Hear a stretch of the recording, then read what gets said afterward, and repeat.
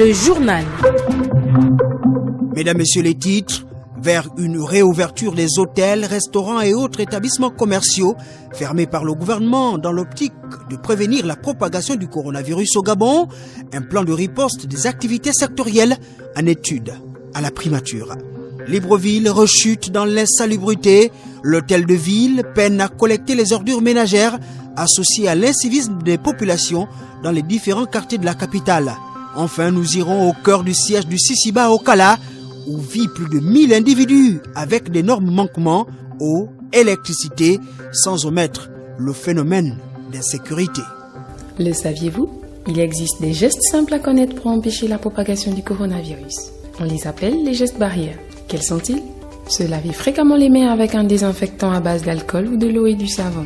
En cas de toux et d'éternuement, couvrez la bouche et le nez avec le coude fléchi ou un mouchoir. Jetez immédiatement le mouchoir et lavez-vous les mains. Évitez tout contact étroit avec une personne ayant de la fièvre et de la toux. Saluez sans se serrer la main. Évitez les embrassades. Nettoyez les objets et les surfaces souillées. Si vous présentez des symptômes de la grippe, fièvre, toux, éternuement, difficulté à respirer, ne vous rendez pas dans une structure sanitaire ou chez votre médecin traitant. Appelez le 1410.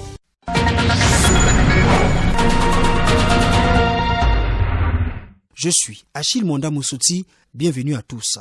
Le Gabon, bientôt doté d'une infrastructure numérique de pointe.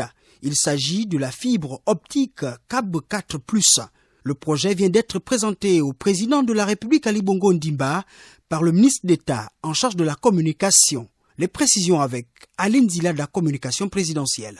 Les deux hommes ont échangé sur la nouvelle livraison de la fibre optique CAB 4+, dans les tout prochains jours. Le numéro 1 gabonais et son hôte ont profité également d'échanger sur plusieurs sujets liés au domaine de compétences du ministre d'État en charge de la communication, Edgar Anissé Mbumbu Miyakou. Le chef de l'État m'a fait l'honneur de me recevoir parce qu'il voulait prendre un peu des nouvelles du secteur d'activité qui est le mien, en l'occurrence la communication et l'économie numérique. Nous avons donc échangé pendant de longues minutes avec le président.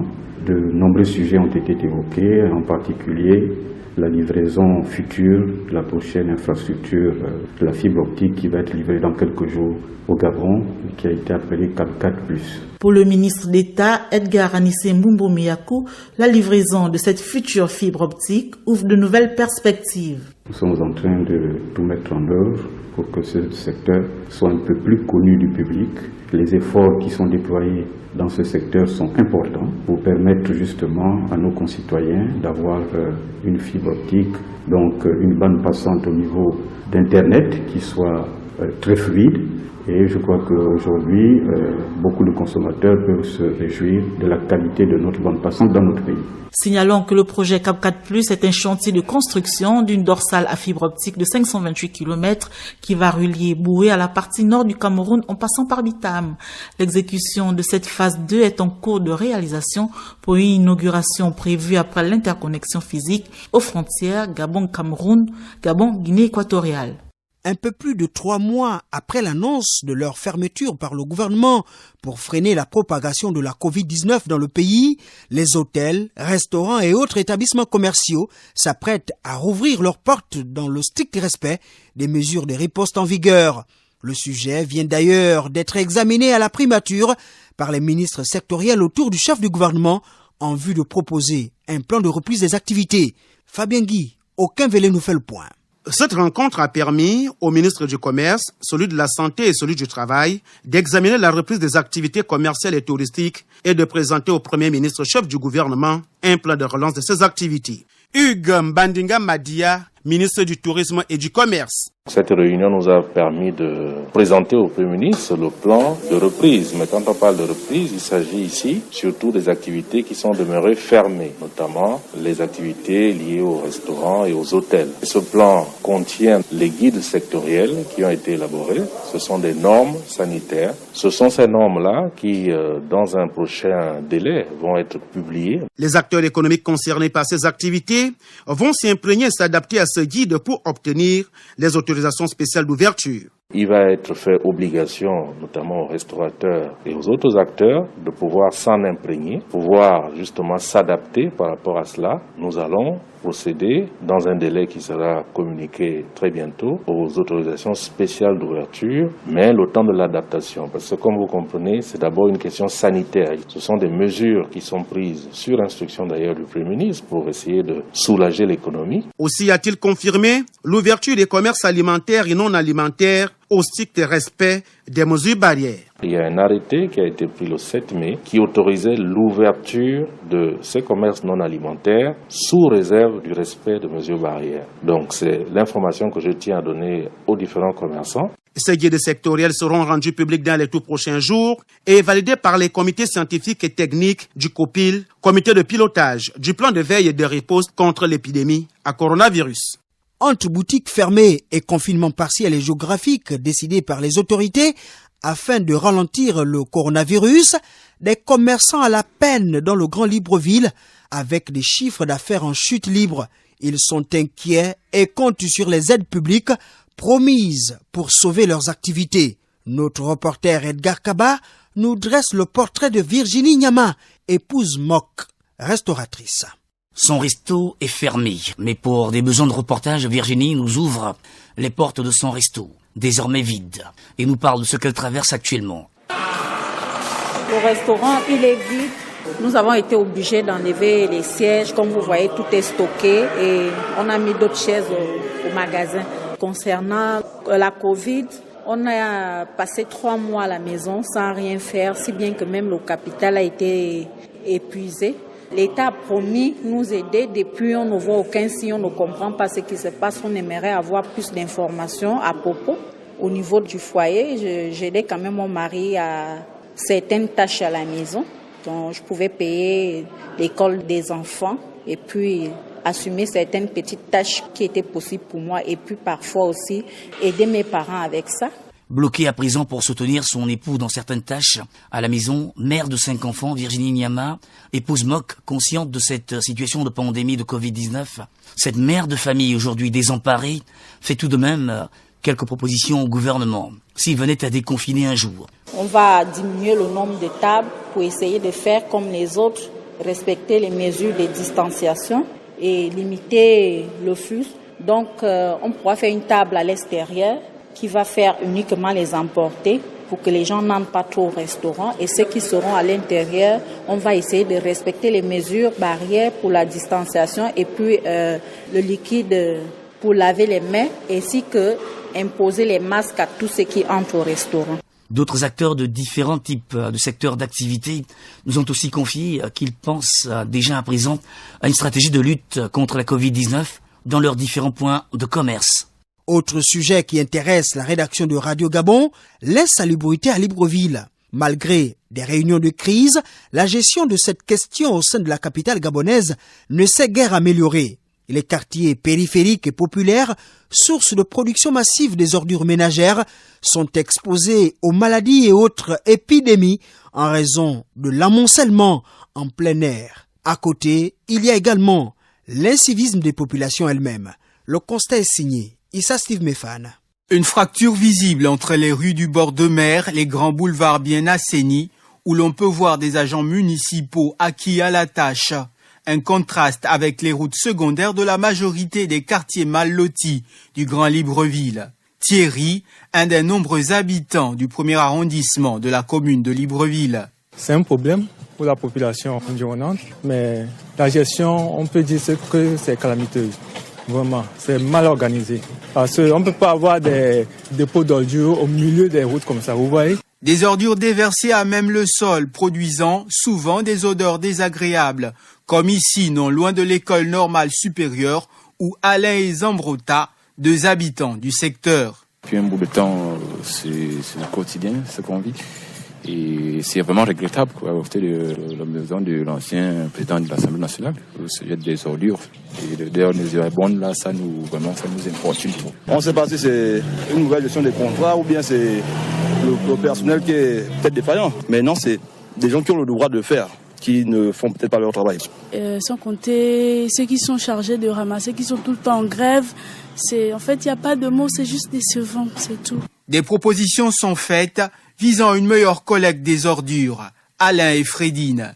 Oui, pourquoi pas. C'est un peu de trouver les bacs à ordures. Je pense que c'est ça qu'on demande de Bellurette. Demander à ce que les populations aient des sachets poubelles parce que le plus souvent c'est alarmant parce que les ordures sont déversées parfois au sol. Parce que si c'était dans des sachets poubelles, je ne pense pas qu'il va y avoir tout ce désordre-là. Vent, les pluies, moi c'était dans des sachets poubelles, ça devait déjà être protégé pour commencer. Et s'il y avait un système de tri, du genre voilà, rien que le plastique un côté, les papiers un côté, choses qui peuvent être brûlées facilement, être détruites en fait. Ça devait être très bien. La collecte des ordures tant décriée n'a toujours pas donné satisfaction aux contribuables. Parlons insécurité au siège du CICIBA, le Centre international des civilisations bantoues. Le site, construit il y a plusieurs années, éléphant blanc aujourd'hui, aux confins du quartier Okala, dans le premier arrondissement de Libreville, héberge plus de 1000 personnes. L'électricité et l'eau sont des denrées rares. À côté, il y a le phénomène de braquage, quoique maîtrisé par les habitants de cette nouvelle cité. Edgar Kaba. Grande muraille sous forme de corne à l'entrée de ce site, aujourd'hui devenu éléphant blanc, mais qui sert d'habitation à plusieurs personnes du premier arrondissement de la commune de Libreville. Dans ce labyrinthe, hommes, femmes, enfants et quelques personnes du troisième âge vivent dans des conditions difficiles à supporter. Il y règne des maux et parfois des horreurs de toutes sortes. Les témoignages des riverains sont légion. Pour avoir de l'eau, on part chez Koulibaly, il fait le bidon de 20 litres là sans fin. C'est avec ce qu'on essaie de se débrouiller avec. D'après ce que moi j'ai entendu, on m'a dit qu'il y a un gros serpent au sous-sol là-bas. Moi, je n'ai pas encore vu. Le premier à venir ici, là, c'est lui qui a dit ça. Problème d'eau courant. Les bandits ici, qui nous embêtent aussi, viennent la nuit cogner devant les portes des gens, tout ça là. Pas plus tard qu'avant, il y a un gars qui est venu cogner à 1h du matin, je le connais même pas. J'ai dit aux enfants de ne pas ouvrir. Il y a le vol ici là trop. Le fond dépose des chaussures dehors, comme la copa, on soulève, on vole. Le courant on paye, mais le courant est faible. Les appareils, ça s'écrit aussi. Ça c'est gaspille. Il n'y a pas de toilette. Les trous qu'on verse, c'est là-bas. Et tout l'odeur là, quand on verse, l'odeur, ça vient nous étouffer. On ne respire pas bien. On craint même qu'on tombe malade même. Mais honnêtement, c'est grâce à Dieu qui nous sauve aussi la vie. Les gens d'ici sont un peu bizarres. Là, les autres ils sont comme les bandits, là, les autres qui viennent les enfants dans ce bar, donc c'est un peu bizarre. Chaque habitant a crié fenêtre ici, tiré quelques planches, placé des portes, construit un bar par là, église par ici, cordonnerie, resto de fortune, espèce de bâtisse à gauche et à droite, sur cet ancien site du CICIBA. Bref, ils essaient de s'organiser. Le président de l'association des habitants du CICIBA, Lucien Zamanenou. La vie est organisée ici comme partout ailleurs. On vit comme dans tous les quartiers. Les habitants du bâtiment CICIBA sont organisés autour d'une association qui est reconnue par le ministère de l'Intérieur. Ça a permis de stabiliser un peu les comportements ici, parce que au départ, ce n'était pas ça. C'était vraiment difficile d'y vivre. Les différents squatters demandent des maisons décentes et des terrains au pouvoir public pour retrouver la quiétude.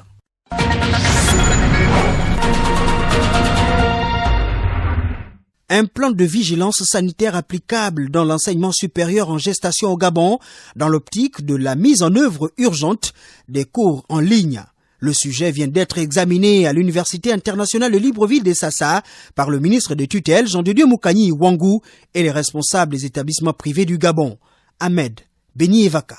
C'est près d'une cinquantaine d'établissements supérieurs privés qui ont pris part à ces assises axées sur la problématique de reprise effective des cours, et ce avant la fin de l'année. Les responsables des universités et grandes écoles du pays ont débattu durant plus d'une heure sur la question du e-learning ou cours en ligne comme alternative en cette période de crise sanitaire qu'un quart de ces établissements utilisent bien avant l'apparition de la Covid-19. Jean-Lié Massala, président de l'Institut AFRAM. Je pense que l'enseignement supérieur privé constitue une opportunité pour l'État. Parce qu'il faut savoir une chose, dans notre papier. Nous n'avons pas des cycles qui s'arrêtent à part la Covid qui est venue nous arrêter. Mais nos programmes, nous les terminons chaque année. Nous sommes donc quelque part une courroie pour le gouvernement dans l'enseignement supérieur privé pour amener à terme la formation de nos futures élites. Bien que sur le marché, plusieurs plateformes numériques sont disponibles pour permettre l'implémentation de ces cours virtuels. Mais avant, deux préoccupations devraient être résolues pour le professeur Franck Igiata. Le premier niveau, c'est le soutien de l'État vis-à-vis de ces structures qui encadrent plusieurs milliers d'étudiants. L'autre problème, c'est les frais de connexion. Les cours en ligne imposent que les étudiants se connectent. Donc, l'attente des établissements privés, c'est de supplier le ministre afin qu'il soit notre fidèle interprète à la fois auprès du gouvernement et des entreprises de téléphonie mobile pour essayer de mettre en place un pack connexion études à moindre coût. C'est pourquoi le ministre de tutelle Jean de Dieu Mukani Wango invite ses partenaires à se constituer en commission afin de produire dans les tout prochains jours un plaidoyer qui aidera le gouvernement dans sa prise de décision. À cette occasion, le ministre en charge de l'enseignement supérieur s'est mieux imprégné du e-learning, déjà applicable dans plusieurs établissements privés, et invité les acteurs de son secteur à fournir un plaidoyer faisant l'état des lieux de ces structures dans les tout prochains jours. On écoute Jean de Dieu Mukani Wango. Selon les prescriptions de la communauté scientifique, nous sommes partis pour cohabiter avec ce virus-là. Et à ce titre, il faut qu'on apprenne à vivre avec ce virus, à fonctionner avec ce virus. Pour être édifié, j'ai tenu à consulter d'abord les établissements d'enseignement supérieur du public. Sur instruction supplémentaire de M. le Premier ministre, il nous a été prescrit de pouvoir proposer un plan de vigilance sanitaire. Dans ce cadre-là, j'ai pensé mettre à contribution l'enseignement supérieur privé également, non seulement pour revisiter le cadre du protocole de reprise des activités pédagogiques, mais encore et surtout pour initier cette réflexion sur le plan de vigilance sanitaire. Au terme des assises de ESASA, chaque établissement nous retournera son expérience, mais surtout contribuera à la définition du plan d'urgence sanitaire. J'ai besoin d'éprouver la situation à l'ensemble du secteur d'enseignement supérieur privé pour remonter au gouvernement, effectivement, des conditionnalités particulières qui tiennent à leur statut. La difficulté que je croyais être une est résolue par le fait qu'il y a une organisation en interne, une organisation fêtière qui fédère l'ensemble des préoccupations et qui seront remontées dans les plus brefs délais.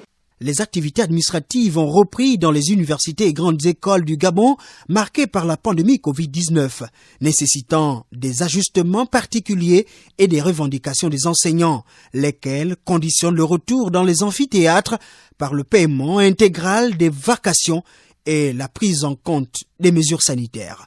Issa Steve Mefan. Concrétisé par les assises de l'enseignement supérieur tenues les 27 et 28 mai dernier à l'Institut universitaire des sciences de l'organisation, où il avait été décidé de la reprise des activités académiques durant la période du 15 juin au 9 août 2020, une reprise effective par des activités majeures. Professeur Mesmeno El Soumao, recteur intérimaire de l'université Omar Bongo. Pour cette première phase de reprise des activités académiques, elle se limite essentiellement sur le plan administratif, la réorganisation des calendriers académiques. Sur le plan pédagogique, elle va essentiellement concerner donc les étudiants de master et de doctorat, ce qui nous permettrait bien entendu donc de pouvoir disposer de l'ensemble des salles, les activités qui ont été autorisées. Ce sont les soutenances de mémoire. Pour certains niveaux qui n'avaient pas encore terminé les examens et les corrections, également peuvent se faire. Il va sans dire que toutes ces activités ne peuvent reprendre que si les mesures barrières sont bien entendu respectées. Une épineuse préoccupation, celle du paiement intégral des vacations qui conditionne la reprise des cours par les enseignants. Sur cette question, le recteur se prononce. Je suis quasiment en contact avec les responsables syndicaux. Ils ont toutes les informations dans le traitement des différents dossiers financiers. Les vacations vont être payées. Au niveau interne, nous avions repris le paiement des vacations qui a été suspendu par la pandémie. Nous allons la reprendre. Nous avons la semaine dernière déjà payé les primes de rendement trimestriel et nous nous attelons à ce que le premier semestre 2018-2019 soit payé en interne, que le gouvernement a accepté de prendre à sa charge le paiement des vacations du deuxième semestre 2018-2019, ainsi que le paiement des encadrements et des jurys de mémoire. Une rentrée académique soumise à plusieurs conditions. Parlons soutenance, une étudiante vient par visioconférence de valider sa thèse de doctorat consacrée au mécanisme de production agricole dans les villes de Ntoum au Gabon et Sinfra en Côte d'Ivoire. Gaël Mbimba Okoko rapporte.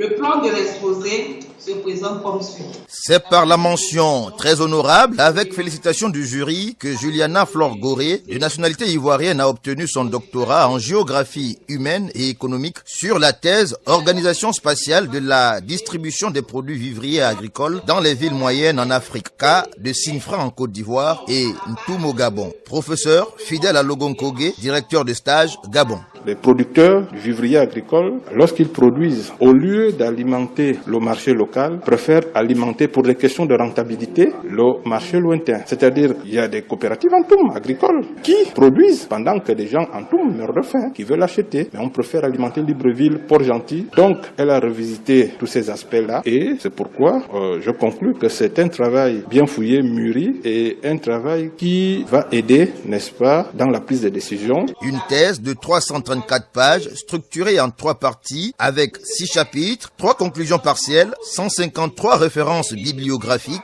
41 tableaux, 71 figures, 53 photos et 3 planches photographiques. Un travail très attendu à la mairie de Ntoum. Docteur Mélolé Jean de Dieu, conseiller spécial du maire. L'étude est futuriste parce qu'elle nous permettra, dès lors que nous connaissons les points et les faiblesses, de mieux situer la répartition et la distribution des produits alimentaires. Ntoum, ville d'octroi située à la périphérie, doit pencher sur le problème de la distribution des produits alimentaires au niveau des principales villes. Cette soutenance vient sceller la coopération sud-sud-africaine entre l'Institut de géographie tropicale de l'Université Houphouët-Boigny et l'ENES, École normale supérieure, dont le professeur fidèle à Logon-Kogé est le fer de lance.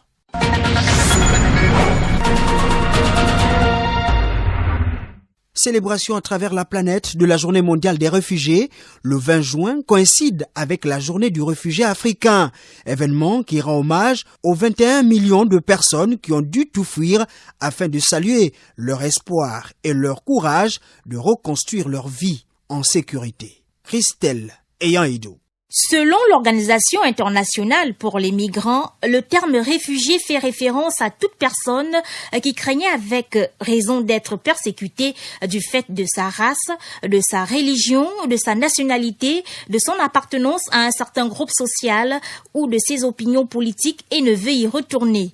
Le Haut Commissariat des réfugiés, organe spécialisé, vient en aide à ces derniers depuis sa création en 1950 par l'Assemblée générale des Nations unies. Le cadre juridique et le statut ont été adoptés l'année suivante.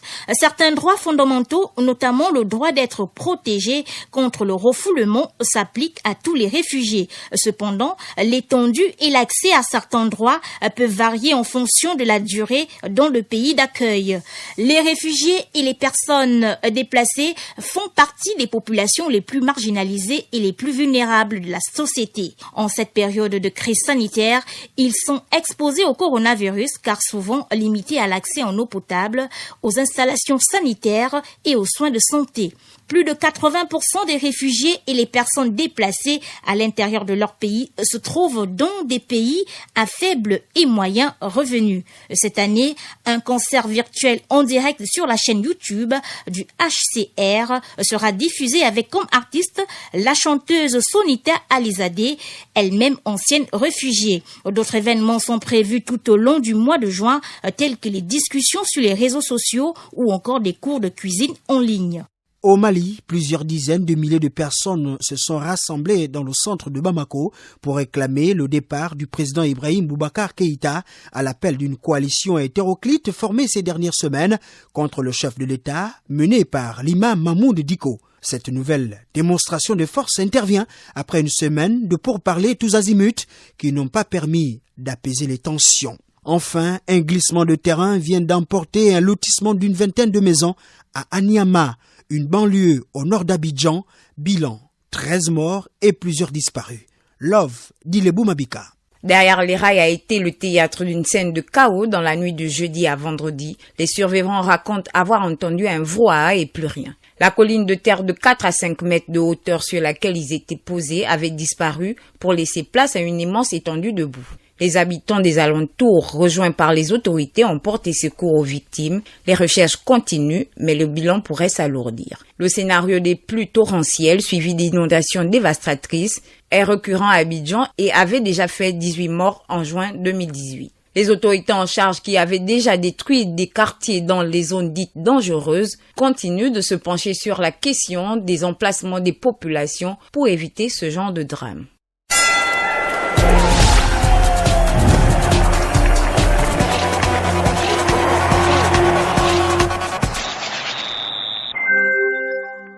Le sport, c'est avec vous, Lurish Koupangoy. Vous parlez athlétisme, football et rugby. La Rugby Afrique a récemment octroyé un fonds de soutien à la Fédération gabonaise de rugby au regard du Covid-19, une aide de solidarité alimentaire et médicale au bénéfice du rugby gabonais d'un montant d'1 950 000 francs CFA. Ce fonds de solidarité est exclusivement destiné à apporter un secours alimentaire et médical aux clubs, athlètes et encadrants affectés par la crise actuelle du Covid-19. Écoutons le président de la Fédération gabonaise de rugby, Eric Watremez, qui nous livre son sentiment. Il est au micro de David Magena, la Panthère. Les critères retenus par Rugby Afrique pour que la FEGAR soit éligible sont des critères de développement du rugby pour les jeunes, développement du rugby pour les femmes, un championnat correctement structuré et formation du corps arbitral et équipe nationale. Le Gabon répond parfaitement à ces critères. La clé de répartition de cette subvention, qui est avant tout symbolique puisqu'elle représente 3 000 €, soit 2 millions, c'est pour répartir cet argent, je vais réunir le bureau fédéral qui est composé donc du bureau de la fédération, de son président, avec les présidents des différents clubs, et nous allons décider ensemble des mesures qui vont être les plus efficaces pour aider ceux qui sont le plus dans le besoin parmi nos 500 licenciés. Sous l'égide de la World Athletic, de la Confédération africaine d'athlétisme, du ministère des Sports, du Comité national olympique gabonais et de la Fédération gabonaise d'athlétisme, le comité d'organisation des assemblées générales procédera du 22 juin au 13 juillet 2020 à l'identification des associations et clubs d'athlétisme qui répondent aux exigences de la World Athletic afin de définir le collège électoral de chaque ligue provinciale d'athlétisme. Le comité invite par ailleurs chaque responsable d'organisation d'athlétisme à relayer l'information pour une meilleure participation à l'opération d'identification. Du foot dans ce journal, le président de la Fédération algérienne de football, Kéredine Zetchi, ne sera pas candidat à un second mandat à la tête de l'instance. Le propriétaire de l'Académie Paradou l'avait déjà annoncé après son élection en mars 2017. Kéredine Zetchi, qui a succédé à Mohamed Raouraoua, cédera donc son fauteuil en 2021 à la fin de son unique mandat. En 3 ans, le président sortant a le sentiment du devoir accompli. Avec le titre de champion d'Afrique obtenu par l'Algérie en 2019, il a introduit de nombreuses réformes dans l'organisation du système de compétition. Il a également contribué à l'établissement d'académies de la fédération dans plusieurs villes d'Algérie. Enfin, ce samedi se dispute la 32e et avant-dernière journée de la Bundesliga, le championnat national allemand de première division, avec de belles affiches au programme. Toutes les rencontres se joueront à la même heure. Le FC Cologne affronte Eintracht Francfort. Schalke 04 accueille Wolfsburg. Hoffenheim est opposé à l'Union Berlin. Le RB Leipzig reçoit le Borussia Dortmund. Paderborn 07 croise de fer avec Mönchengladbach. Bayern de Munich affronte le Fribourg. Le Hertha Berlin reçoit le Bayer Leverkusen. Mayence est opposé au Werder Bremen. Et Düsseldorf accueille Augsbourg. À noter que le Bayern de Munich est sacré champion d'Allemagne de 2020 avec 76 points. Les nouvelles de sport du riche Kumpangoy viennent mettre fin à ce journal, préparé par la rédaction de Radio Gabon. La coordination est assurée par Nick Jocelyn Fouba et Bernadette Zanyi. Je suis Achille Mwanda Moussoti. Restez prudents et respectez les mesures barrières.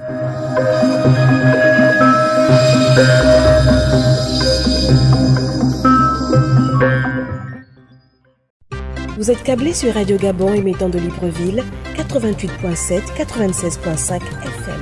Où que vous soyez, nous sommes avec vous.